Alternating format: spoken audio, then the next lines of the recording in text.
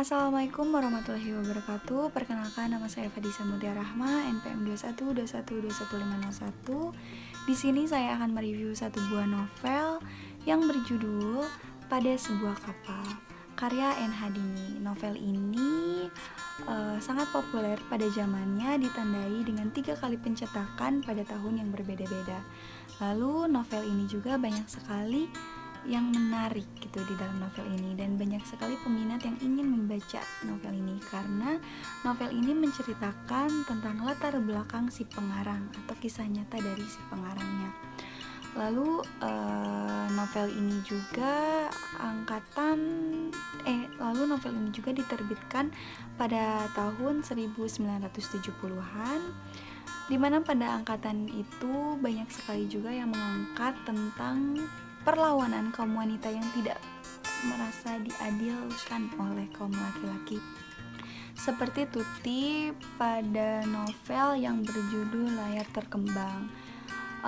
Novel itu juga sama mengangkat tentang perlawanan kaum wanita terhadap kaum laki-laki. Nah, biasanya perlawanan pada novel-novel yang sebelumnya itu perlawanan yang mendidik.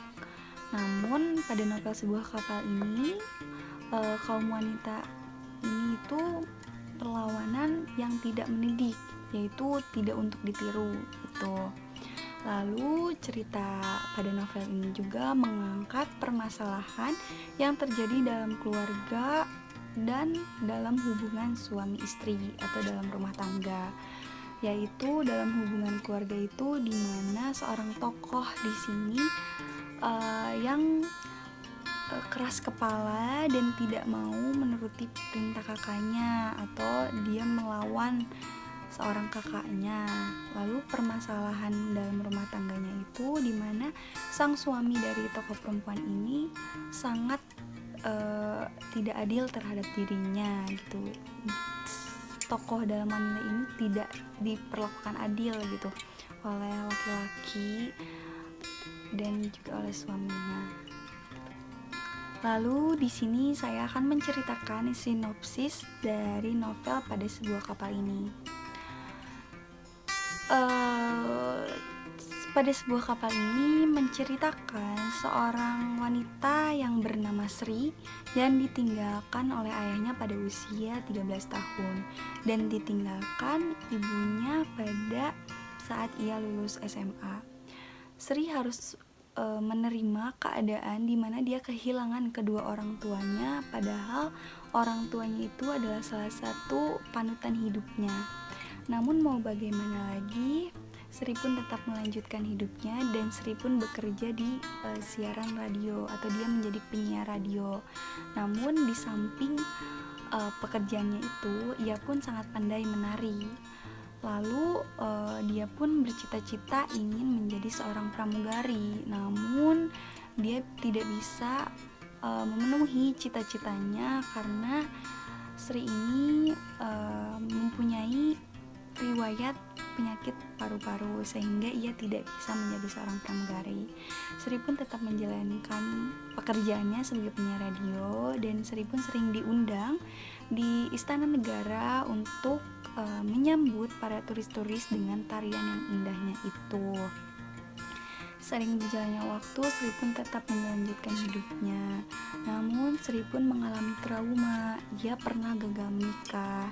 Ia ditinggalkan oleh calon suaminya saat sedang bertugas. Sri pun sangat trauma terhadap laki-laki dan ia pun sangat sulit untuk membuka hatinya untuk kaum laki-laki, dan bahkan ia pun merenungkan diri sendiri. Ia tidak mau berkomunikasi dulu dan bahkan ia pun berhenti bekerja gitu. Nah, seiring berjalannya waktu, Sri pun ada yang mendekati Sri, yaitu laki-laki dari keturunan turis gitu di luar barat gitu ya. Laki-laki ini bernama Charles. Dia mendekati Sri dengan penuh harap dan memberikan Sri perhatian yang lebih, kasih sayang, dan Charles ini adalah laki-laki yang sangat manis gitu ya. Sehingga Sri pun terbujuk dengan rayuannya. Sri pun membuka hati lagi untuk laki-laki gitu. Nah, Sri dan Charles ini berniat untuk menikah, namun kakak dari Sri ini tidak setuju karena pernikahan itu tidak baik dilakukan, apalagi Sri yang akan meninggalkan kewarganegaraannya, karena Sri pun akan dibawa pergi oleh Charles ke Jepang. Namun Sri pun tetap bersikeras karena dia sudah terlalu sayang terhadap Charles. Ia pun tidak mau mendengarkan saran dari kakaknya dan dia pun tetap pergi ke Jepang. Lalu seiring berjalannya waktu mereka pun menikah dan hubungan mereka pun sangat harmonis. Lalu mereka pun mendapatkan keturunan dan melahirkan satu buah anak. Nah, permasalahan pernikahannya itu terjadi saat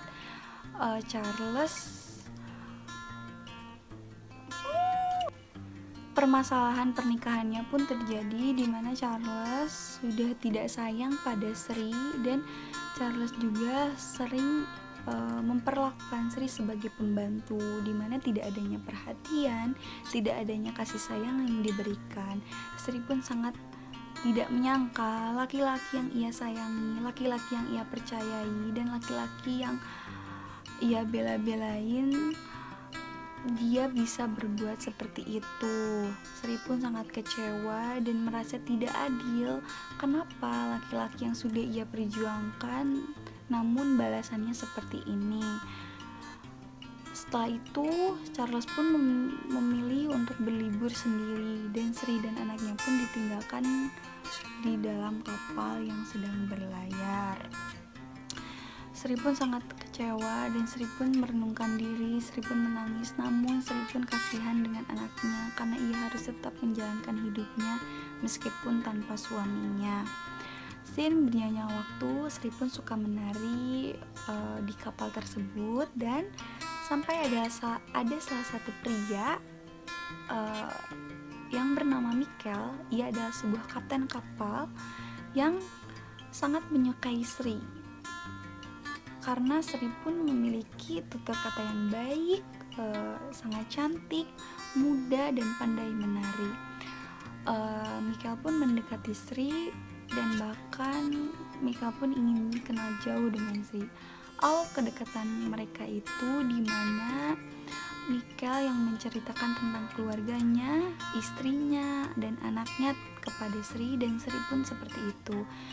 Lalu sering berjalannya waktu, seringnya mereka bertukar cerita, tumbuhlah benih-benih cinta di antara mereka. Lalu mereka pun sering berbuat hubungan yang tidak pantas dilakukan. Mereka pun melakukan hubungan itu tanpa dihantui rasa bersalah. Mereka sering melakukan seperti itu dan dimana ada kalanya Sri pun tersadar gitu bahwa hubungan seperti ini tidak baik.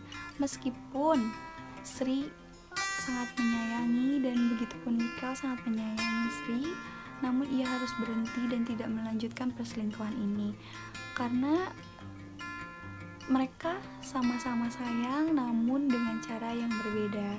Sri pun meninggalkan Michael dan Michael pun seperti itu. Sri pun kembali kepada suaminya.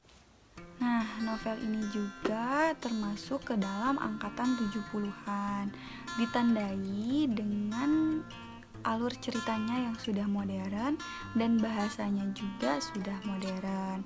Lalu perbandingannya itu seperti novel Siti Nurbaya yang masih menggunakan bahasa baku, namun di novel Pada Sebuah Kapal ini sudah menggunakan bahasa yang tidak terlalu baku atau bahasa yang sudah menuju modern.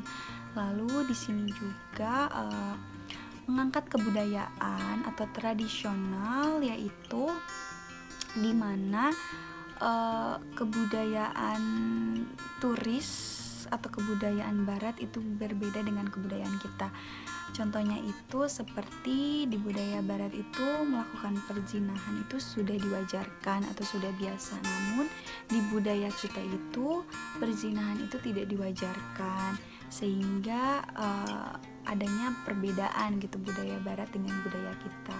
Lalu di sini juga mengangkat sosial gitu, mengangkat cerita sosial yang emang sering terjadi dalam kehidupan sehari-hari.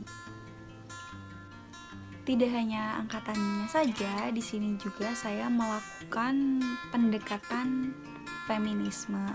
Kenapa saya mengambil pendekatan feminisme? Karena dari awal ceritanya juga sudah mengangkat tentang gender wanita gitu, dimana seorang Sri yang merasakan ketidakadilan, yang tidak diperlakukan adil juga oleh suaminya, dan banyaknya rintangan dari mulai awal dia bercita-cita, dari mulai awal dia ingin pergi ke luar negeri tapi dilarang oleh kakaknya, dimana perjalanan yang Sri lakukan. Lalu di sini juga banyak sekali menceritakan tentang Sri-nya atau dari diri Sri-nya, yaitu dari kaum wanitanya, dimana dia melakukan perlawanan yang tidak untuk dicontoh gitu, dari mulai perselingkuhan, perzinahan, dan juga lain-lain. Jadi sangat cocok sekali dengan pendekatan feminisme, yaitu mengangkat tentang gender dan mengangkat juga tentang sosial-sosial yang terjadi gitu, karena kebanyakan sakit hati atau kebanyakan masalah itu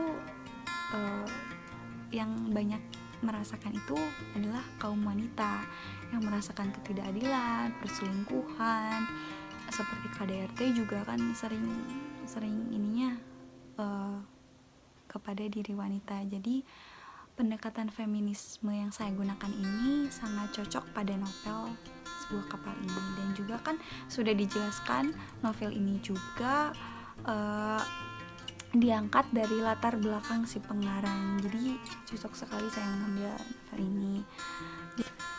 Nah, untuk itu saya sarankan kalian wajib sekali membaca novel Pada Sebuah Kapal ini, karena novel ini juga sangat membantu dalam kalian untuk cara berpikir, cara menjalankan hidup gitu, meskipun kalian dalam keadaan yang bermasalah. Dan novel ini juga banyak menginspirasi gitu, jadi ambil baiknya dan buang jeleknya. Jadi novel ini tuh sangat bagus sekali gitu ya.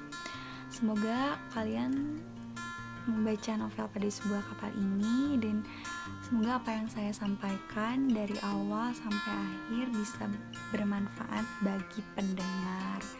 Cukup sekian yang bisa saya sampaikan. Terima kasih. Wassalamualaikum warahmatullahi wabarakatuh.